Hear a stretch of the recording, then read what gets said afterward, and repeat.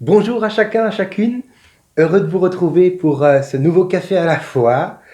Voilà, bien entendu, selon le titre de ce rendez-vous, combien je prie le Seigneur que tous ces moments suscitent en vous la foi en Jésus-Christ.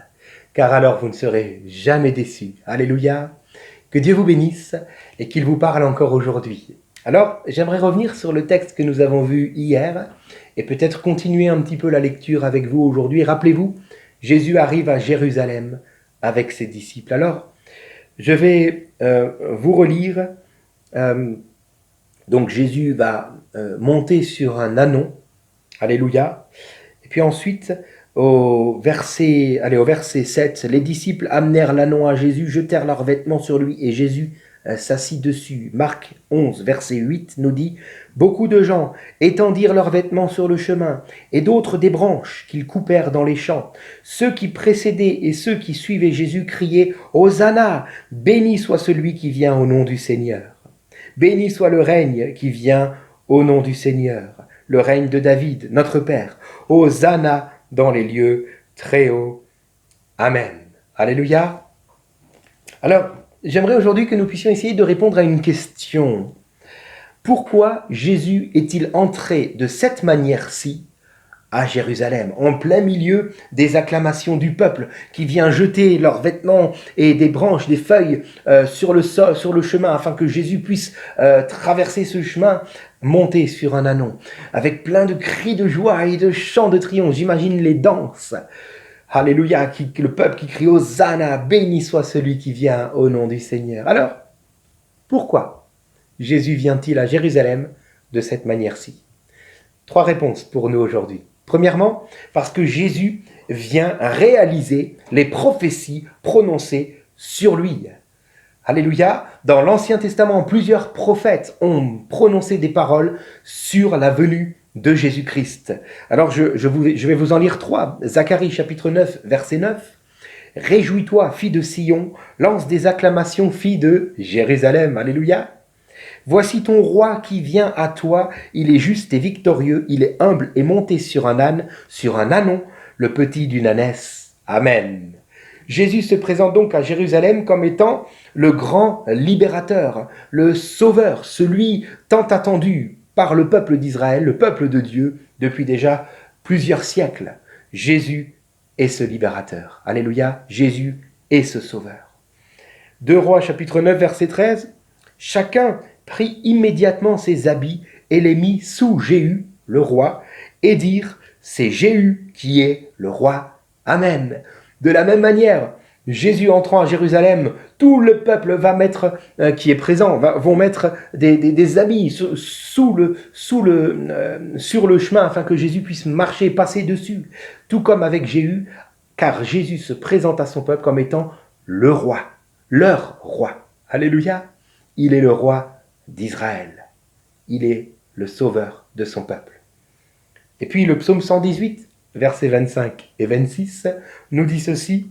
« Éternel, accorde donc le salut, donne le succès, béni soit celui qui vient au nom du Seigneur. » Alléluia. C'est exactement les mêmes paroles qu'ont emprunté tous les citoyens qui étaient là et qui criaient « Hosanna, béni soit celui qui vient au nom du Seigneur. » Alors, Jésus finalement se présente non seulement comme étant le grand libérateur, non seulement comme étant le roi de son peuple, mais il se présente aussi comme étant la personne annoncée lors de la fête des récoltes. Pourquoi ? Parce que ce psaume 118 est le psaume qui est chanté lorsque le peuple monte jusqu'au temple le jour de la fête des récoltes. Donc, Jésus est le libérateur, le sauveur de son peuple. Jésus est le roi des Juifs, le roi qui vient sauver les siens. Mais Jésus est aussi celui qui vient annoncer une année bénie dans les récoltes. Alléluia. Un autre texte dans l'Évangile parlera d'une année de grâce du Seigneur. Cette année dans laquelle nous nous trouvons encore aujourd'hui, car Dieu fait grâce à quiconque accepte Jésus-Christ. Alléluia. afin qu'ils soient sauvés.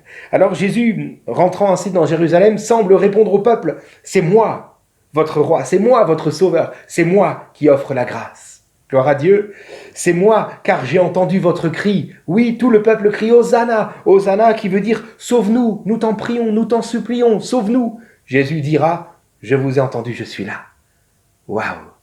Gloire à Dieu. Deuxièmement, pourquoi Jésus entre ainsi à Jérusalem? J'ai noté car il vient pour amener la paix. Alléluia. Posons-nous deux questions. Premièrement, pourquoi Jésus va-t-il sur une monture?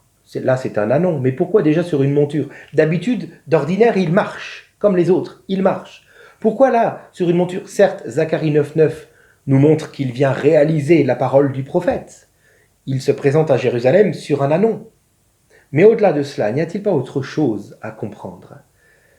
Il faut savoir que les montures étaient réservées uniquement aux riches et aux nobles. Or, Jésus, ce faisant, dira « Je suis votre roi. Je suis tellement plus riche que vous pouvez l'imaginer. » Alléluia. Deuxième question, pourquoi un ânon et pas un cheval ou même un char? Car il y en avait. Pourquoi un ânon? Parce que le cheval ou le char représentait la puissance. C'était des instruments de guerre. D'ailleurs, l'empereur Vespasien entrera à Jérusalem en l'an 70 pour assiéger la ville et pour détruire le temple en étant monté sur un cheval. Il viendra monter sur un cheval, car le cheval symbolise les temps de guerre. Or, l'ânon, symbolise le temps de paix, de tranquillité et de repos. Et Jésus vient monter sur un ânon car il est le prince de la paix. Il vient vers les siens, non pas pour dire « je viens faire la guerre et vous donner la liberté », non, mais je viens pour vous donner la paix. Alléluia. Ce qui m'amène à nous poser une question pour nous aujourd'hui. Lorsque je prie le Seigneur, lorsque je le cherche de tout mon cœur, pour quel motif est-ce que je viens à lui? Est-ce pour trouver quelqu'un qui va me sauver, peut-être des difficultés dans lesquelles je me trouve? Ou est-ce pour qu'il me donne sa paix? Peut-être me répondriez-vous, mais c'est pareil. J'aimerais vous dire, pas exactement, non. Parce que le mobile de mon cœur n'est pas le même.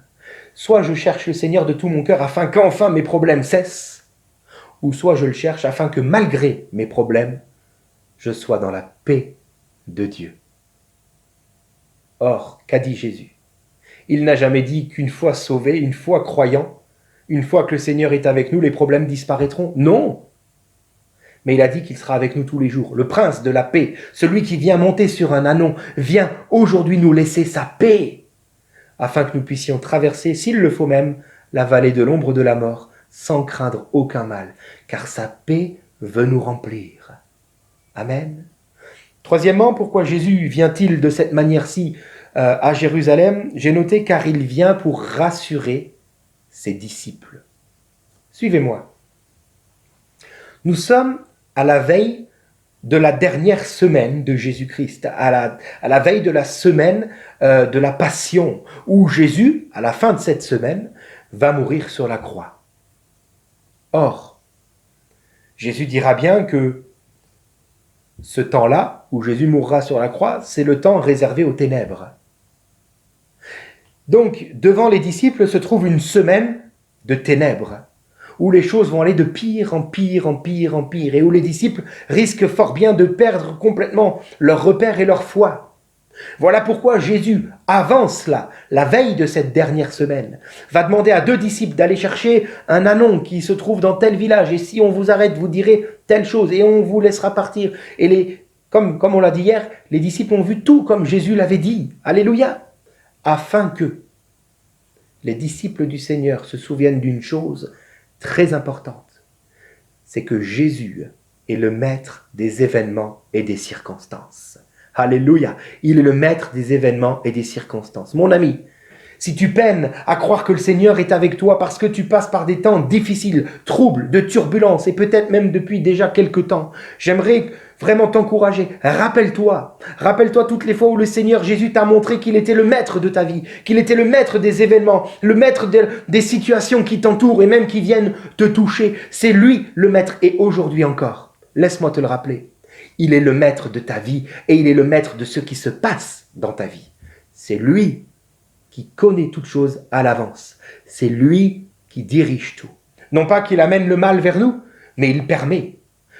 Il reste le maître. Alléluia. Il reste le maître. C'est lui qui met des limites. La parole de Dieu nous dit bien qu'il ne permettra jamais que l'épreuve dépasse nos forces. Il met des limites. Il reste le maître. Alors que le Seigneur rassure ton cœur. Alléluia.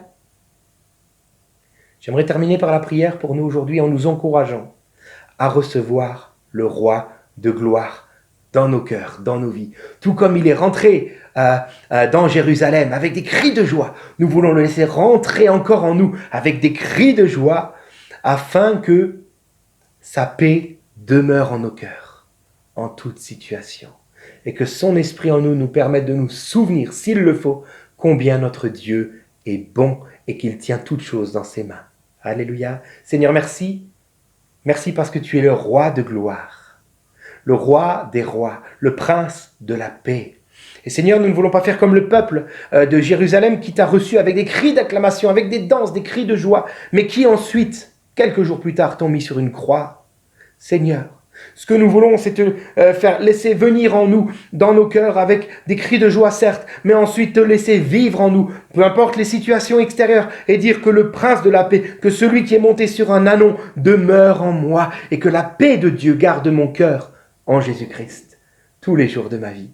Seigneur, permets peut-être à mon ami qui écoute ce message de se souvenir, Seigneur, tout ce que tu lui as déjà montré et qui montre, qui atteste que tu es celui qui tient toute sa vie dans ses mains, qui maîtrise tous les événements et toutes les circonstances, Seigneur, de sa vie. Merci mon Dieu de venir le fortifier dans sa foi maintenant. Je prie au nom de Jésus Père. Amen. Amen. Que Dieu vous bénisse. Je vous souhaite un très bon week-end et puis un culte à la gloire du Seigneur. Voilà, à très bientôt et puis à lundi même, j'espère. Soyez bénis.